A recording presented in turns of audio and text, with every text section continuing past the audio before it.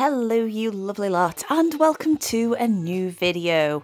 My name is Katie and we're going to unbox and create with the February UpCrate. So let's get straight into it. This month's featured artist is Marie, also known as Catwalk or Catfork. I have come across her channel a few times and it's quite whimsy and fun, and it's quite nice to see her featured in this month's battle post. Well, bottle post, you know what I mean.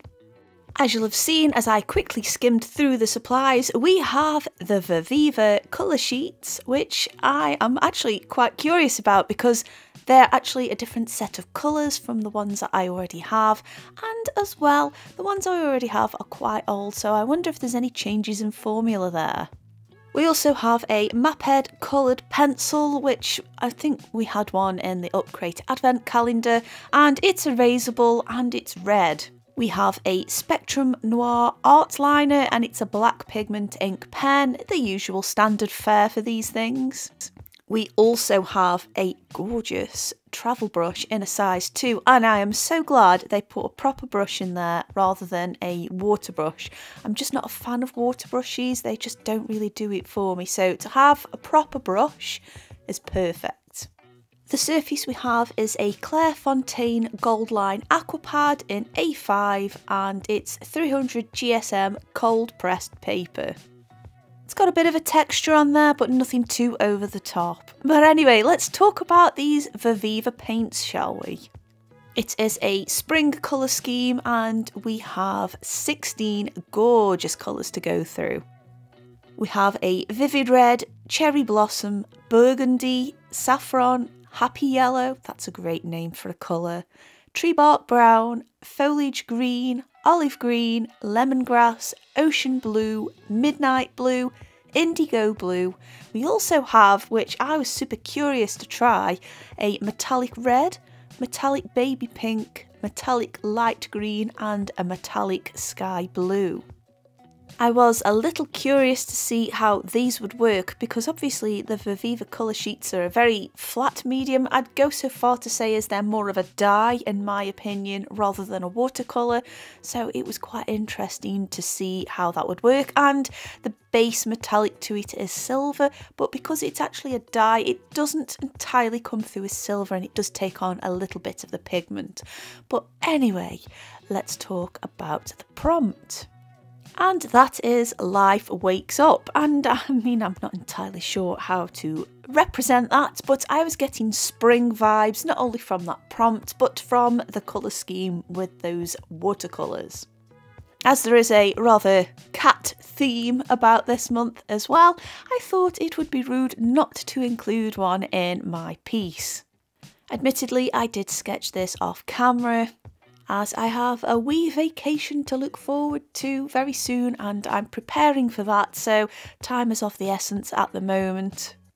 But I must admit that pencil actually did a nice job. I was a little bit sceptical about the red, especially with the colour scheme I was going for, but actually it worked out quite nicely. Now, if you're a bit of a regular on this channel, you'll know I've used these Viviva watercolours before.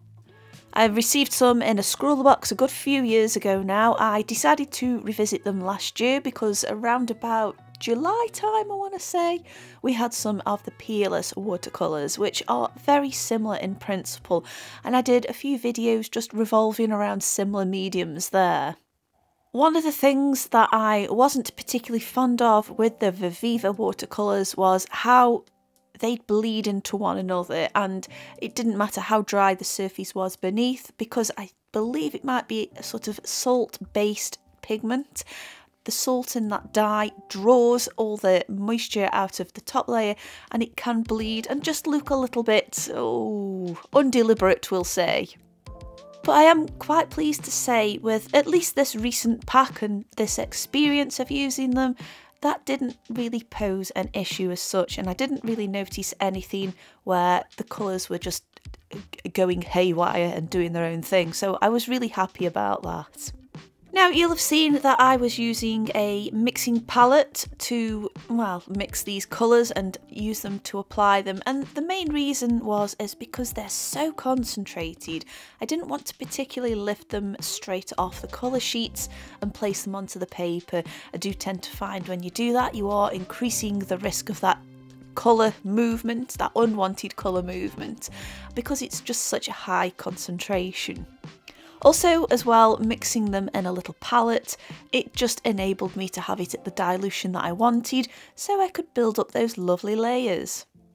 The main colours that I've used on here is the Midnight Blue and the Tree Bark Brown, and again I mixed them together as well to create darker tones.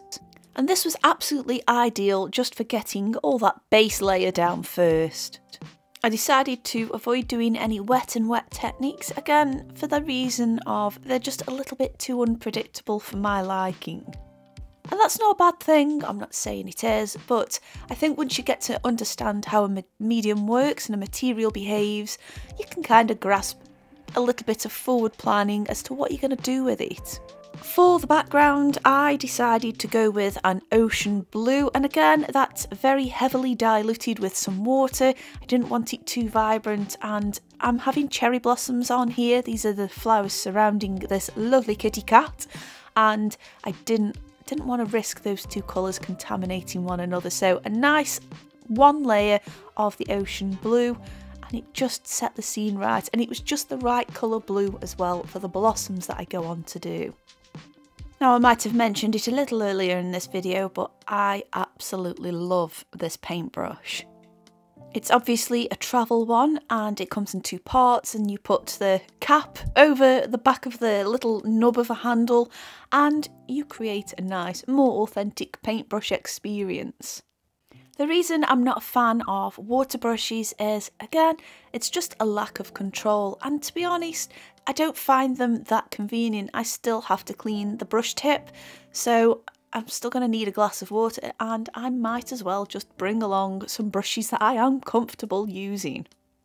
However, I'm not going to completely diss them. I do find them quite useful for when I'm using watercolour pencils. Again, though, I'd still prefer to use a regular paintbrush, but if I'm sort of on the go, which isn't very often, but if I am, or if I just fancy using them, they're not a bad alternative in that respect, but that is just my opinion.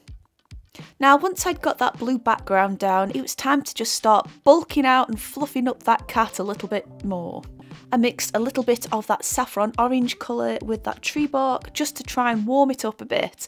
One of the things I do notice with this type of medium, and that also includes the peelers and as well to a stretch when I've used Brusho, is everything looks quite cool. Even the warm colours kind of have a coolness to them. And even though the tree bark brown, when it went down neat, did remain quite warm, once it had dried it did just take a little bit of an edge off it, especially in its diluted form, so just adding a touch of that saffron in there created that warmth that I thought might be lost once it's dried, and it has to a certain extent. Now, I'm not going to lie, some of my favourite colours in this palette are those pinks, and of course that cherry blossom pink was absolutely perfect. I just added the central part of where most of the pigment is on these little flowers, and then went back over it with a clean brush, and it just worked really nicely for getting that base colour down, and I absolutely love how delicate that pink is too. By putting down an initial layer first, letting it dry a little bit and then going over it in a clean wet brush, it just dragged that colour that was already on there and extended it out, but created a nice two-tone effect, which I guess created a little bit of depth at the same time. Obviously I go in there with a deeper tone, and the burgundy was just the right one to go for. It just allowed me to add those details in on the core of those flowers, and again, still extending it out and using that similar technique I did on the layer previously. And yes, I did mix that into a palette as well, because it just would have been a little bit too bold for what I wanted, and too bold for these delicate little blossoms here. So yeah, was actually really impressed with this month's box. I feel like we got a nice complete kit, which again now I feel like hopefully UpCrate's going to start producing more of. Last month's box was a great introduction to charcoal, and I'd say there was a complete kit there, although I do wish there'd been more paper. However, they seem to have got the balance just right for this month's box. We have a nice full pad of paper, and apart from water, you've pretty much got everything you need to create a picture there. I also feel like the Viviva colour sheets, there must be a different formula to them now, because I didn't experience too much colour run. Well, unwanted colour run anyway, so I do feel that maybe it might be a little bit more experience on my part, or maybe they've just changed the formula a little bit so it doesn't sort of misbehave on the page. I was also really quite surprised as well to try the metallics in there. I know they are a silver base, but again the dye on these colour sheets does tint it a little bit so it doesn't come through terribly silver. Although I must admit though, if they used the same metallic pigments as they did in the little tiny metallic palette that I reviewed a little while back, and if you haven't seen, you should definitely check it out. But I think if they'd used those actual pigmented mica flakes in there, I think they could be onto something quite nice. So maybe they might revisit that in the future. And speaking of the metallics, I thought I'd add a little bit on for the cat's eyes, as well as the insides of those blossoms there. Now, one of the things that did concern me a little bit, and again that comes down to them having a salt base in them, and I'm only assuming they do, I thought when I went round everything with the black liner pen, it would draw that moisture out and cause the actual pen itself to sort of merge into where I had painted. I can confirm though that was not the case, and outlining was actually quite a nice fun experience. I'm really glad that they did include a liner pen in there. I know we have like millions of them over the past few years of UpCrate and other subscription boxes. But I actually feel like the nib size was just right on this one. It wasn't too thick for the page, and it wasn't going to let any details get lost either. I also decided to outline everything afterwards. I just did not want to commit to any line work to begin with. These are beautifully transparent paints though, and if you did do your outlining work first, nothing's actually going to get lost. It's not going to be like a traditional watercolour where there's just a hint of opacity there. It is pretty much going to cover over it, and you'll still see those black lines which you'd marked down. So that is one of the benefits of using these Viviva colour sheets. You can tell I'm just quite happy with this box. I love the featured artist as well. And of course the magazine that we get also comes with lots of handy dandy tips and hints, which again is useful. Obviously I've used these before, but it's always nice to have a little bit extra information now, isn't it? Even when I went over the metallic areas with this pen, it didn't interfere too much. There was still a little bit of shine through, but that is to be expected. But yeah, I was like really happy with not only how this turned out, but the actual process of creating it too. So I'll ask you, have you tried any of these similar mediums before, whether it be Peerless or Viviva? Let me know down below what you think of them, and do you enjoy them? Of course, my finished piece is all done now, and I do hope you have enjoyed watching me create it. I'd just like to say a massive thank you to you lovely lot for watching, and if you're new here, there should be some videos on screen that I think you're going to enjoy. In the meantime, I shall see you lovely lot soon. Bye!